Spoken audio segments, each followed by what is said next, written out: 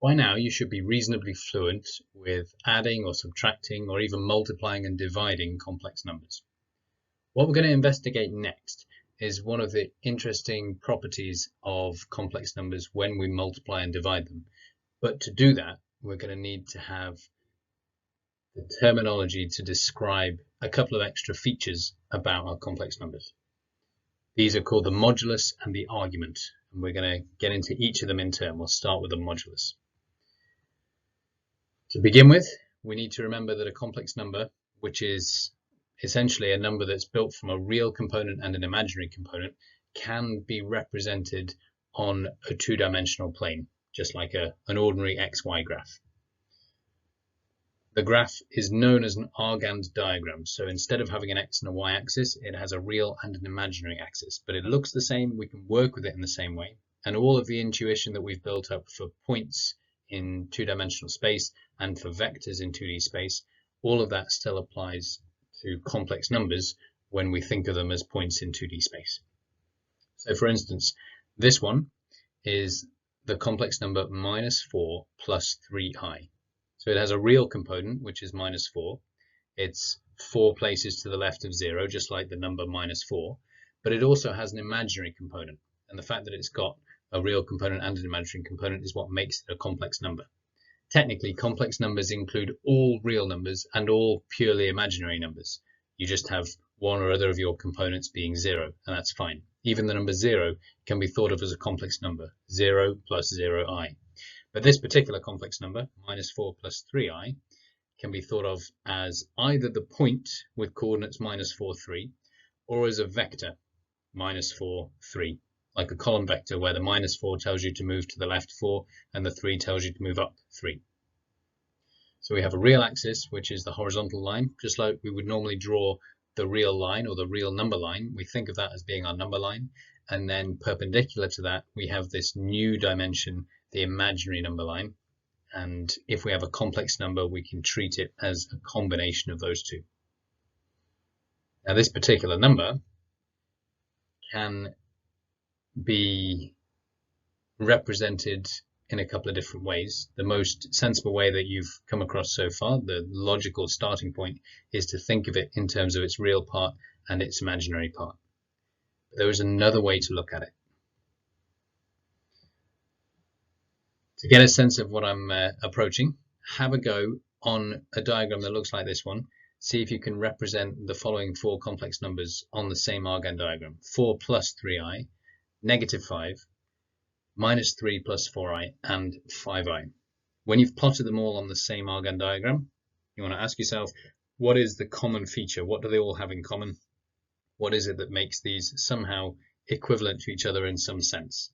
The thing that they all have in common is the thing we're going to be measuring. Once you've had a go at that, you should be able to tackle the questions from your Core Pure book, Chapter 1, Exercise 2a. You don't necessarily have to try all the questions, but you should certainly try enough that you can build a sense of how the Argand diagram helps us to become confident representing complex numbers, and you will start to recognize some of the features of how complex numbers behave when you add them together. When you plot 2 complex numbers and their sum on an Argand diagram, you'll be able to see the similarities and the connections with vectors. Next, we're going to pick out that common feature that hopefully you spotted with all of the complex numbers you looked at before. That common feature was somehow a measure of the size of the complex number. A good way to think of size in this context is how far away the point is on the Argand diagram from the origin, the point 0, 0, or the complex number 0 plus 0i. The other thing I want to look at here is the fact that these numbers in some sense all feel like they're different, but in another sense they all feel like kind of the same. In other words, they're the same size, but they're not the same number. You've come across this before with negative numbers. The idea that -5 is the same size as 5, and yet it's not the same number. Well, in that case, it's not too much of a problem. We can put them in order. We can say that the negative numbers are going in the opposite direction. So -5 is in some sense below 5, and that's fine. But Although this works with other numbers, with integers, positive and negative, with real numbers, it doesn't necessarily work in quite the same way with complex numbers. Give it a go for yourself. Have a think about these complex numbers, the ones that you've just seen on the Argand diagram, and think about what criteria you would use to put them in some sort of order. They're not the same. And if they're not equal, then it feels like it should be possible to put them in order from smallest to largest, or from lowest to highest if you prefer. When you've had a little think and you've tried it out, unpause and continue the video. If you want a slightly more sophisticated approach to this, or you want to work on it a bit further, then you might find these four little axioms useful. Generally speaking, when we talk about a set having a natural ordering, we're usually talking about something like these conditions. If you read them through, you'll think, yeah, that kind of makes sense. That seems obvious. Trichotomy is a fancy way of saying either your number is less than my number, or it's bigger than my number, or it is my number. And that's so obvious that we never state it for real numbers. But is it something that we can necessarily say for complex numbers? Associativity is the idea that if you make more money than Bob, and Bob makes more money than Dave, then you make more money than Dave. And so obviously that works with money, it works with real numbers. Does it also work with complex numbers? I've called this next one additivity. If you have an inequality involving complex numbers, is it true that you can add anything you like to both sides and have the inequality preserved? And then the last one, a little trickier, but if you multiply two numbers that are in some order by a positive value, then is the order of those two numbers preserved? 3 is less than 7. If I double them both, 6 is still less than 14. Is that true for any number? Seems to be true for real numbers. Is it true for complex numbers? Right, if you've had a go at that and you've tried playing with the idea of putting them in order, you'll find that there's no sensible way of ordering them that preserves all of the features that we like about how we put real numbers in order. You might have come up with your own way of doing it, and there are ways of doing it, but not necessarily in ways that will preserve the things that we want to be preserved. Something will break along the way. Here are your numbers though. What they have in common is their size. So all of those numbers you've got represented there, they are all the same distance from the origin. Just like the number 5 and the number -5, the number 5i is just 5 away from 0. And the number 4 plus 3i is also 5 units away from 0. You can verify that using Pythagoras, just like you would with a vector or finding the distance between 2 points. And we give that a name. That's what we call the modulus. You might remember the modulus function from A-level maths, where we can put a number in, be it positive or negative, and out pops the size of the number. So if it's negative, we ignore the sign. Well, this is the same kind of idea, but it's a little more complicated to find the size of a complex number, because it's not just pointing forwards or backwards. It could be pointing in any one of the different directions that a two-dimensional space will allow it. Like we said though, you can use Pythagoras. So if you've got a complex number a plus bi, and you want to find the size of that complex number, the magnitude of it, as we would use that, the word magnitude we would use for vectors, we use the word modulus for a complex number because it's essentially a number, so we're thinking modulus function type thing. And the calculation you do is the same, the square root of the real component squared plus the imaginary component squared. You'll notice we're just using the coefficient of I. So a and b are real numbers in this context. Whenever you see a plus bi, it's implied that a and b are real numbers. And the only imaginary part within that will be the I itself. Any imaginary number you have, any purely imaginary number, can be written as a real number multiplied by I.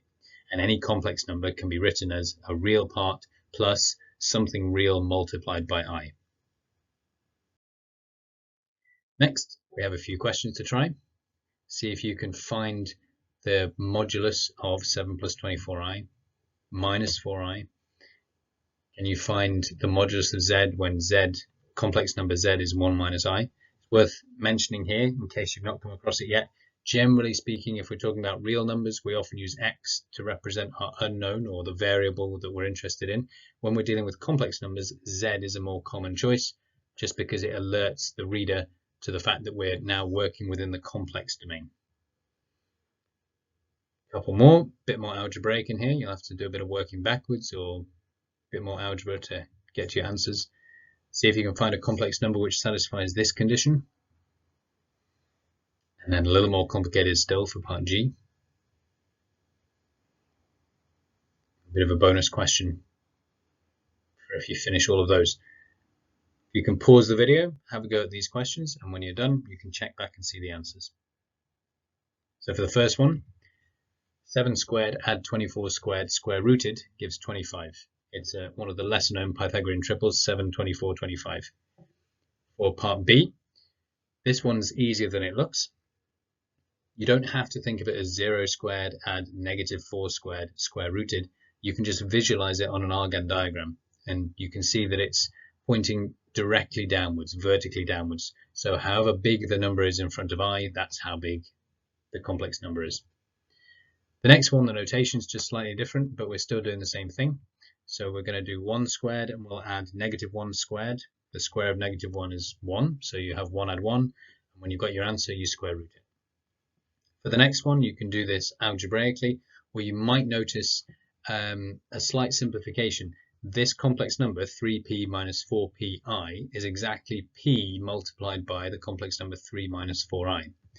And it turns out, if you find the size of a complex number, and then you multiply that complex number by something, and get the size of that new complex number, it's been scaled up by exactly the same thing. Just like the way vectors work. If you have the vector 3, 4, and then another vector 6, 8, the second vector is twice the length of the first vector. You can do similar things with the next one, or you can just crunch it out algebraically and get a bunch of a squareds that combine and simplify. We should get here that a has to be equal to 7, because if you have 1 plus 2i, that has a magnitude or a modulus of root 5.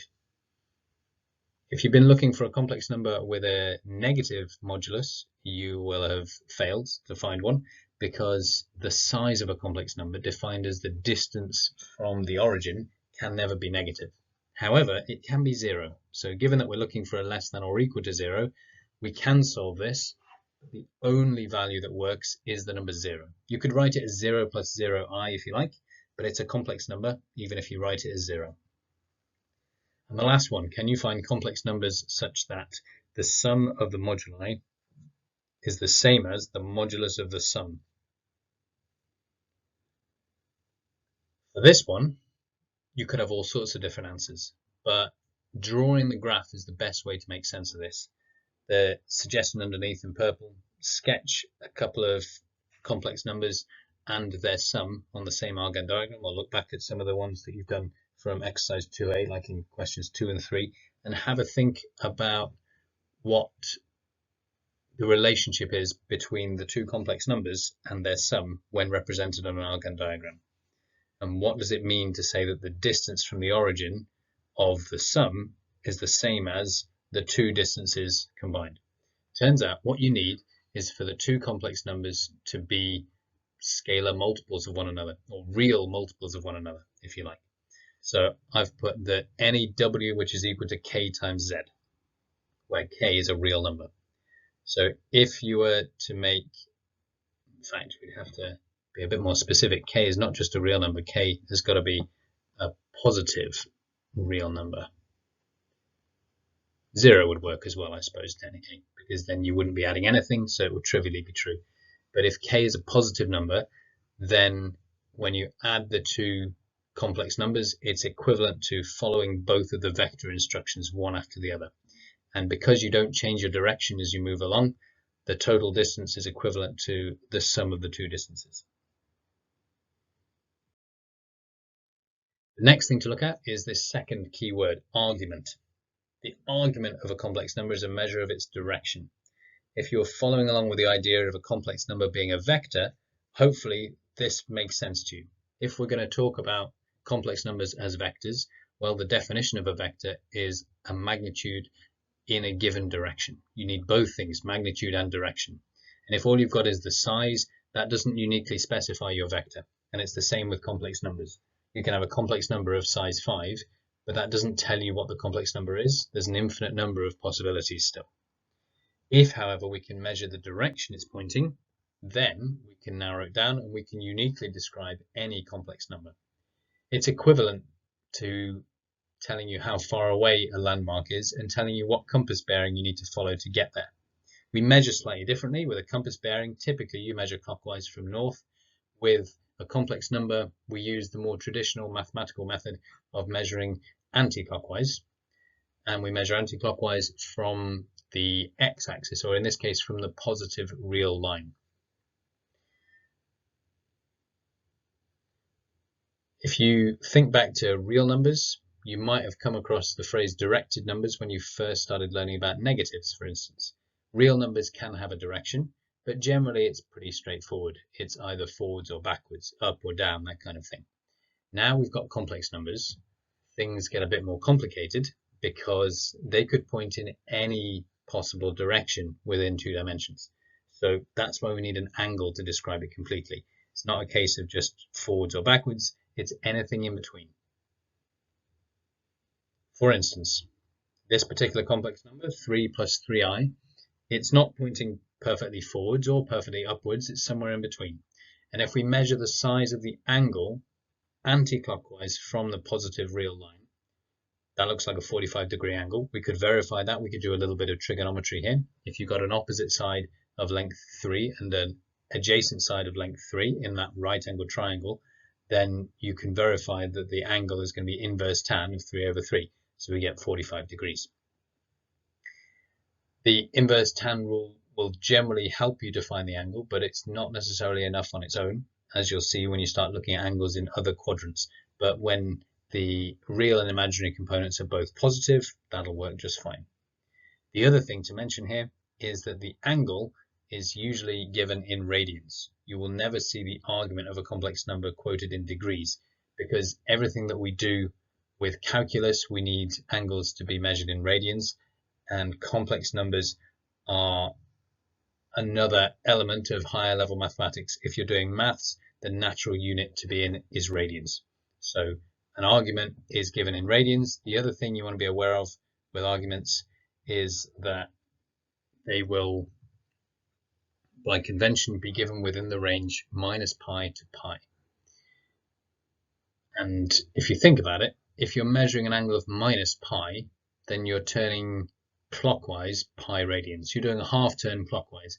That's equivalent to turning a half turn anti-clockwise. So we don't include the minus pi. Instead, we include pi. If you've got a number like minus 3i, then that's going to have an argument of pi rather than minus pi. Technically, minus pi is a valid argument, but it's not what we'd call the principal argument. An argument of 3 pi would also work okay. If you have an argument of pi, that's equivalent to an argument of 3 pi. But generally, if you're quoting the argument, you would quote the principal argument, which would be an angle between minus pi and pi.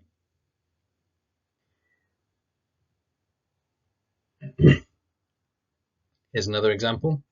This one is the complex number minus root 3 plus I. And you can see already what I was talking about when it comes to calculating that angle.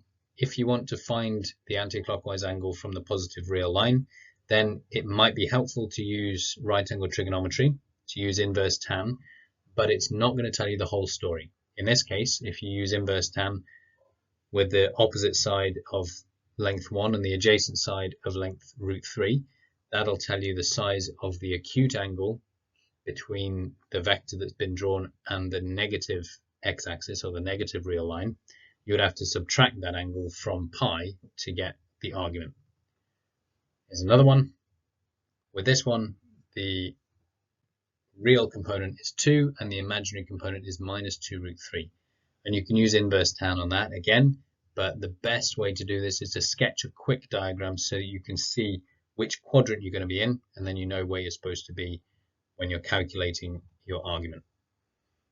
So it's worth making a note. Inverse tan is a useful way to find an angle that's related to the argument, but if you only use inverse tan of imaginary component divided by real component, you will sometimes find yourself being off by pi radians.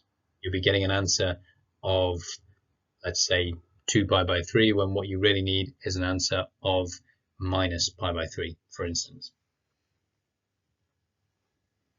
Might be worth investigating a little bit. Think about the conditions under which inverse tan gives you the result you want and the conditions under which it doesn't. When you've done that, you should be able to tackle the questions from the Core Pure Book 1 exercise 2b. Those will involve finding the modulus and finding the argument of various complex numbers, and some of the more sophisticated problems towards the end will ask you some slightly different things. You'll need to do some working forwards and backwards. You'll get plenty of practice with it. When you're finished with that, come back and we'll move on to the next section, which is rewriting a complex number using the modulus and the argument instead of the real component and the imaginary component. So what we've been using so far is something that's often referred to as the rectangular form of a complex number. If you were to draw a rectangle with its with one corner at the origin and the opposite corner at your complex number, then the width and the height of your rectangle would be A and B, the real and imaginary components of your complex number. And that's a perfectly sensible format to use when we begin. We can add or subtract complex numbers in this form really easily. If you've got 2 plus 2i and you want to add it to root 3 minus I, well, you can add the real components, 2 plus root 3. You can add the imaginary components, 2i, add negative I, and that gives you just 1i. And that's really quick and simple. But it's not quite so straightforward when we're doing multiplication or division.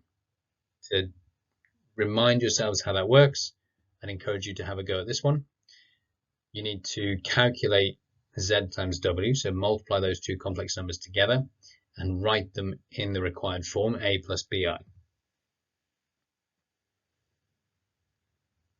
Once you've done that, we're going to be investigating what happens when we look at the modulus and the argument of all the numbers involved to see if there is a nicer way of dealing with those sorts of problems. So here's what you should have got. If you multiply those out, you need to be a little bit careful here, but if you do 2 times root 3, you get the 2 root 3. The other real part comes from the final term from each bracket, 2i times minus I.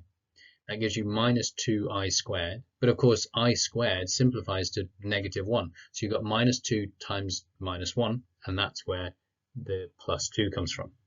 The imaginary components come from the middle terms, so 2i times root 3, there's the 2 root 3 times I, and then 2 times minus I, and that's where the minus 2 comes from. The next thing I'd like you to do is calculate the modulus and the argument of these three complex numbers, 2 plus 2i, root 3 minus I, and the result of multiplying those two, which is now written above. When you've calculated all of those things and written them in exact form, see what you notice. Pause the video, complete that, and when you're ready, come back. So here's what I've got. If z is 2 plus 2i, I can square both of those. 2 squared add 2 squared, square root the answer, I get 2 root 2. The argument I can find just by doing inverse tan of 2 over 2, because in this case, the number is in the top right quadrant, the first quadrant of the Argand diagram. But if in doubt, I can draw it out for myself and confirm that the angle I'm calculating is the angle I need. For the next one, root 3 minus I. This one has a modulus of 2. We can square the components, add them, and square root. And the argument is minus pi by 6. This one's in the fourth quadrant. So we know we're going to need an acute negative argument. And now this is what happens when we multiply the two together. We find a modulus of 4 root 2 and an argument of pi by 12. If you've not yet recognized the pattern, look closely at these and see if you can see something that's going on between them. You might have some conjectures about how these things might combine, and then if you test out your conjectures, see if they're borne out by this example. Hopefully what we've noticed is this. When you multiply two complex numbers, the modulus of their product turns out to be the same as the product of their moduli. In other words, When you multiply complex numbers, you can multiply the moduli of those complex numbers together, and that will give you the modulus of the complex number you're getting. The argument works a little bit differently. If you multiply z and w together, the argument of the resulting product is the sum of the arguments of the two original numbers. So somehow, the direction that those are pointing, they get combined by adding. Now, we can talk a little bit more about this later in the bonus section, but for now, all I'm going to say is if you think about what happens when you multiply by I, that'll make a bit more sense to you. When you multiply a number by I, it turns 90 degrees. Pi by 2, it rotates the number by 90 degrees anti-clockwise.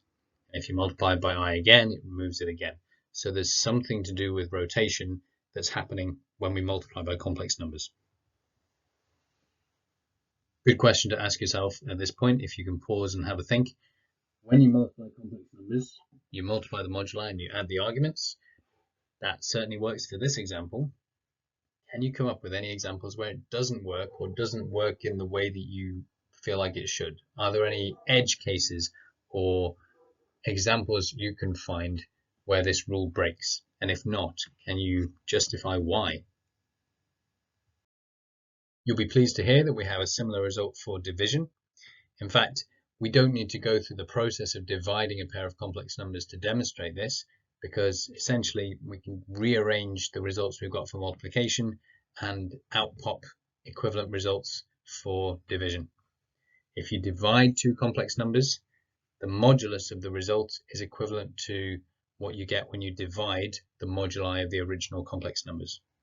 And if you want the argument of a quotient of two complex numbers, you subtract the argument of the denominator from the argument of the numerator. So we've got this connection between the size of the numbers that fits what you would naturally expect. If you multiply a number of size 3 by a number of size 5, you would expect to get a number of size 15. That absolutely works with real numbers. Minus 3 times 5 gives you minus 15. It's the right size. The direction has been affected by the negative, that's all. And it works with complex numbers. The argument is a little more interesting, and you might already be noticing some similarities between the rules that we've got here for the arguments and other laws that you've seen for some other mathematical function in the recent past. I'm not going to say much more about it, but there is certainly some strong underlying connections between the modulus and the argument version of a complex number and other mathematical structures that we've seen, because there's clearly links between multiplying and adding and links between dividing and subtracting that are going to come in useful at a later date. Let's try an example. It is perfectly possible to rewrite this number in the rectangular form a plus bi. We need to multiply the top and the bottom by the complex conjugate 5 plus 5i, and that will allow us to turn the denominator into a real number and simplify the whole thing. However, it saves us quite a bit of time if we recognize that we can easily identify the modulus and the argument for the numerator and for the denominator. Therefore, we can just take advantage of these laws that we've got. The modulus, all we need to do is find the size of the top and the size of the bottom and divide those numbers. 2i is an obvious one. If you think about the Argand diagram, it's pointing straight up and it goes up 2 units, so the size is 2. 5 minus 5i is a classic right-angled isosceles triangle, so it's going to have a root 2 involved somewhere. And if need be, you can use Pythagoras directly and calculate it. Even with a calculator, it'll give you a nice exact result. All I've done in the final step is rationalize the denominator by multiplying top and bottom by root 2 and then simplifying by dividing top and bottom by 2. Equivalently, you could say I've divided the top and bottom by root 2. For the argument, we've got to be a little bit more careful. It's easy to write this incorrectly. We need to make sure that when we find the argument of a fraction, we're finding the difference between the argument of the numerator and the argument of the denominator, but in the correct order. So arg of the numerator minus arg of denominator. Now 2i, like we said, is an easy one to visualize, and I'd recommend you get into the habit of visualizing these things. 2i is going to sit somewhere on the vertical axis, the imaginary axis, which means that the argument is going to be the anti-clockwise angle that takes you from the x-axis to the y-axis, essentially. That's 90 degrees, pi by 2. For 5 minus 5i, we can visualize that as well. We go along 5 and we go down 5, so we've got a complex number that's somewhere like that. If we draw in the vector and then we think about the angle we turn, you can see that's going to be a 45-degree angle, but it's below the real line, below the x-axis, which means we're dealing with a minus pi by 4. If we subtract the arguments, pi by 2, take away minus pi by 4, we get 3 pi by 4, which incidentally is the difference between the two directions of the complex numbers. If you were facing in the direction of 5 minus 5i, and you had to turn so that you were facing in the direction of 2i, you would have to turn 3 pi by 4 radians anti-clockwise. So a positive 3 pi by 4. Just a couple of things to be aware of. The division rule will only break when division breaks. So you can't find the modulus of z over w if z over w doesn't exist. And the only time mod z over mod w breaks is if mod w is 0. That only happens when w is 0 because it's the only complex number with a size of 0. So if z over w is defined at all, then you can find the modulus of it, and mod z over mod w will exist and will be equal to that. The only other minor thing to mention here is what sometimes happens when you apply the addition or subtraction rule for arguments. We still get a valid argument, but it won't necessarily fit the range minus pi to pi. So depending on what you're going to use it for, that might be fine. You know that you're going to get the same answer if you do sine of 3 pi as you do if you do sine of pi. But if it's your final answer, if it's the finished step of a problem and you're going to say therefore the argument is, it's conventional to use the principal argument. So you might need to do some adjustments. If you are multiplying two complex numbers and one of them has an argument of 3 pi by 4 and the other one has an argument of 3 pi by 4, you're going to end up with a combined argument of 3 pi by 2, which is 270 degrees. It's more than a half turn, so you would actually rewrite that as minus pi by 2. Think of it as 90 degrees clockwise instead of 270 anti-clockwise. Next I'm going to look at is a different way to write complex numbers. This particular approach to writing complex numbers allows us to leverage the whole idea behind modulus and argument making multiplication and division easier. If they're so helpful, maybe we don't ever need to find out the real and imaginary components of a complex number. They might be handy for adding, but if what we're doing with them is lots of multiplying and dividing, it will be nice if we can just describe the complex number using those two things. And they are completely sufficient for describing a complex number. Just like for a vector, I can give you the vector in column form, or I can give you the vector in terms of its magnitude and its direction, and that will uniquely define the vector just as well as giving it in a column form. So if we have a complex number z, which could be written as a plus bi, where a and b are the real and imaginary components respectively, then we're going to give some names to the modulus and the argument. We'll call the modulus r and the argument theta. And then we can draw this diagram. The same complex number can be represented in two different ways. One of the ways is to think about how far along and how far up you go to get there. The other one is to think about how far away and at what angle you need to be. But we can link these two together. We can combine them quite easily. It's a right-angled triangle. We can do a little bit of right-angled trigonometry, or if you're thinking of this more like a mechanics question, imagine you are resolving the r vector in the direction of b. So you want to know the vertical component of r, you would do r sine theta. You want to know the horizontal component, you do r cos theta. It's known as a projection. So if you project that vector down onto the x-axis, then what you get is a length which is equal to r times cos theta. However you want to do it, you'll end up with these two. R cos theta is equal to a, equivalent to saying cos theta equals a over r if you've done it as cos theta equals adjacent over hypotenuse, and we get r sine theta equals b, a direct link between those two. At this point, if you squared both of those, r squared cos squared theta equals a squared and r squared sine squared theta equals b squared, you would see that you can combine them because cos squared add sine squared equals 1, and it would end up telling you that r squared is equal to a squared add b squared. So that fits with what we were saying about the modulus. And we can also divide them and see that tan theta is equivalent to b over a, which is not necessarily the same as saying theta is equal to inverse tan b over a, but tan of the angle will be b over a, even if the inverse function doesn't always give you the same answer. But what we can do with these as well is just rewrite a plus bi. All we're doing here, nothing particularly sophisticated. We're replacing a with r cos theta, we're replacing b with r sine theta, and now we've essentially got a way of writing our complex number that doesn't require us to know a and b. If we know r and theta, we can just write them in here. Generally, it's written more like this. We can pull out r as a common factor, and so that we don't get confused with theta times I, is that in the sine function or not, we usually put I in front of sine theta. So get used to this particular format. Z equals r multiplied by, in a bracket, cos theta plus I sine theta. This also means that if the size of a complex number happens to be 1, you can just think of it as cos theta plus I sine theta. And that can be really helpful for all sorts of things. That is known as the modulus argument form of a complex number. There are other ways to think of the modulus argument form, but they all have the same thing in common. All you need is the modulus and the argument. You don't need the real component and the imaginary component.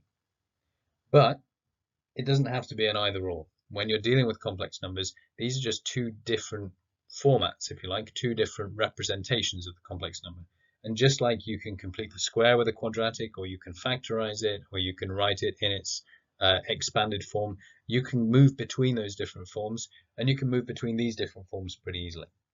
If you can find the modulus of a complex number and you can find the argument, like we've been working on so far, then you can convert from rectangular form to mod-arg form, modulus argument form. All you need to recognize is that you're going to put the modulus in front of the brackets, and you'll have a cos of the argument plus I sine of the argument. And of course you can go backwards the other way, because you just have to expand your brackets. If we had 3 lots of cos pi by 2 plus I sine pi by 2, well, the real bit is 3 times cos pi by 2, and the imaginary bit is going to be 3 times sine pi by 2.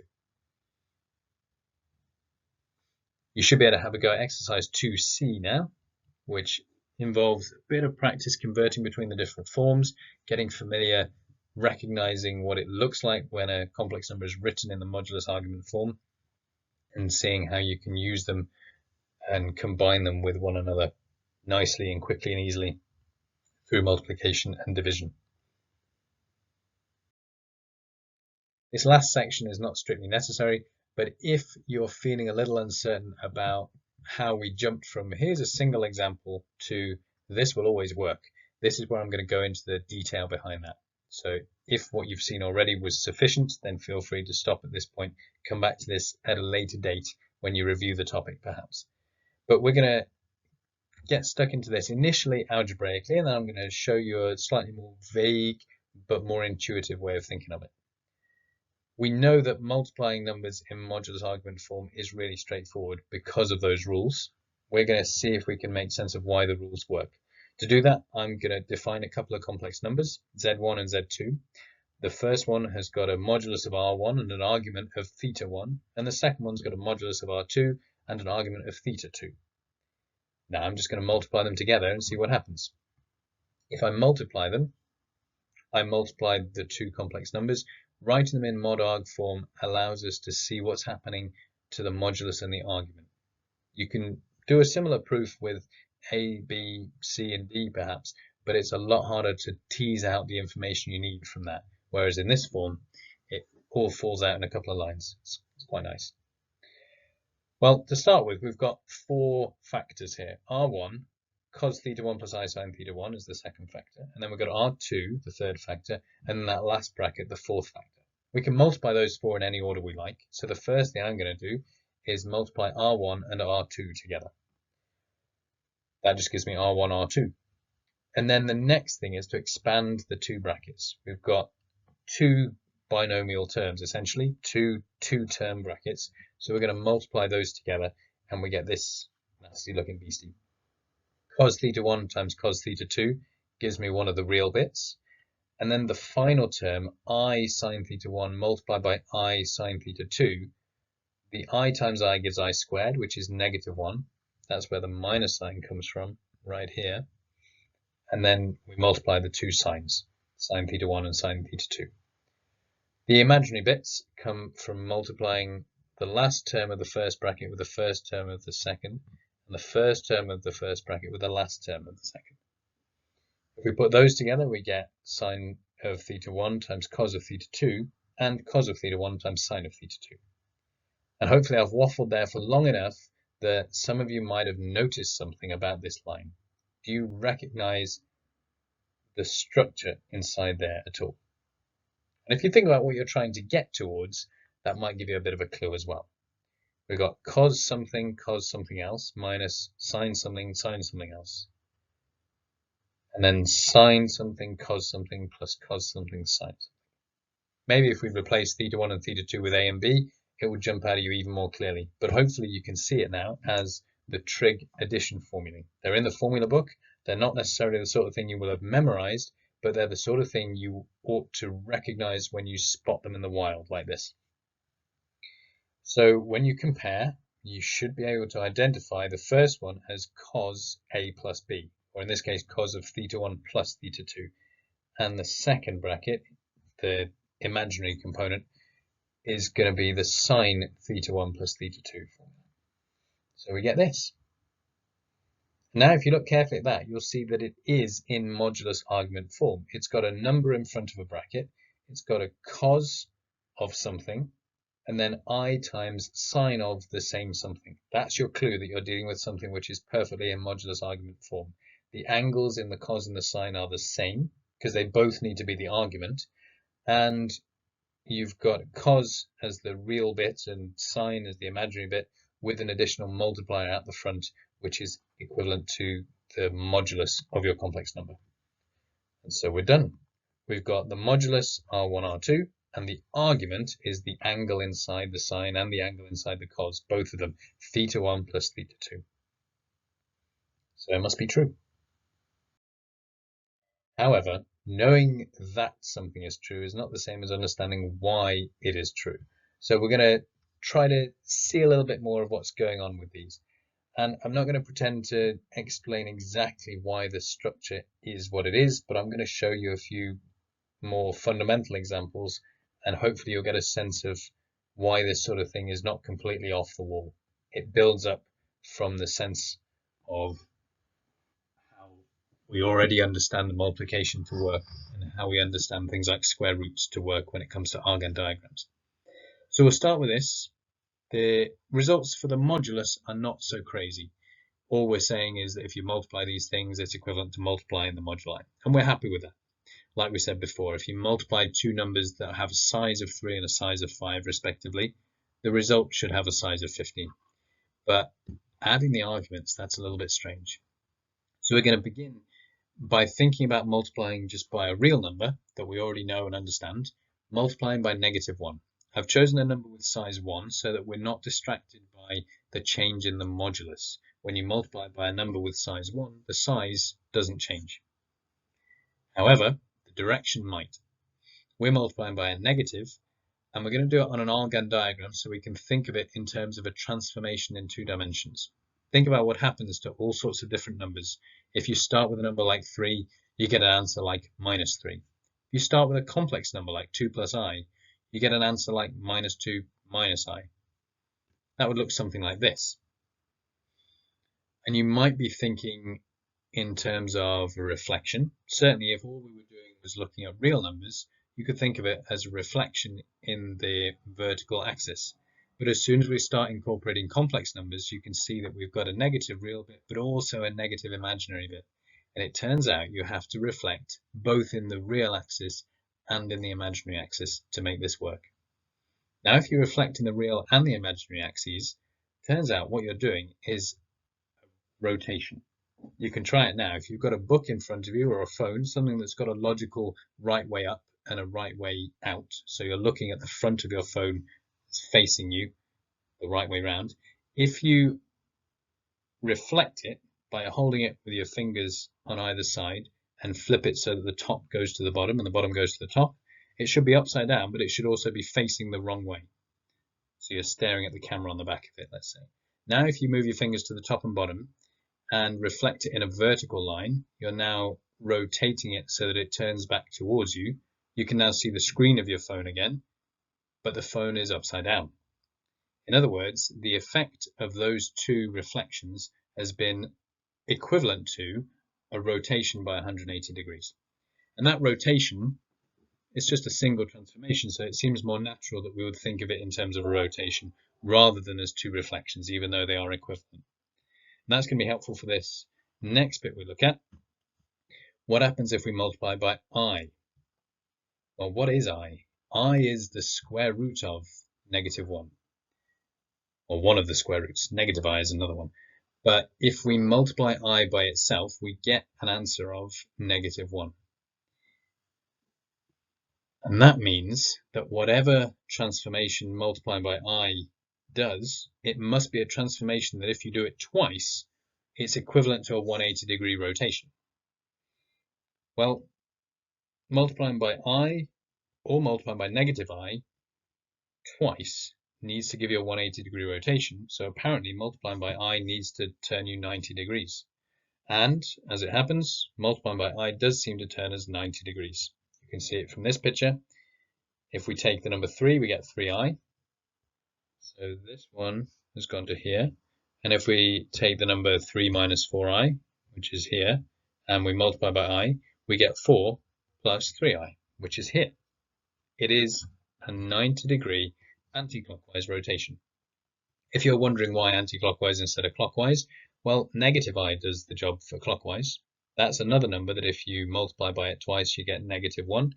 But in that case, it's because you're turning the other way. Either of those numbers, if you do it 4 times, you get back to where you started, because I to the power 4 is 1, and -I in a bracket to the power 4 is also 1. So we can think of it in these terms. If we multiply by I twice to get -1, we can think of multiplying by I as being a 90-degree anti-clockwise rotation, a pi/2 anti-clockwise rotation. And all we're saying next is, well, we can extend this indefinitely. What about the square root of I?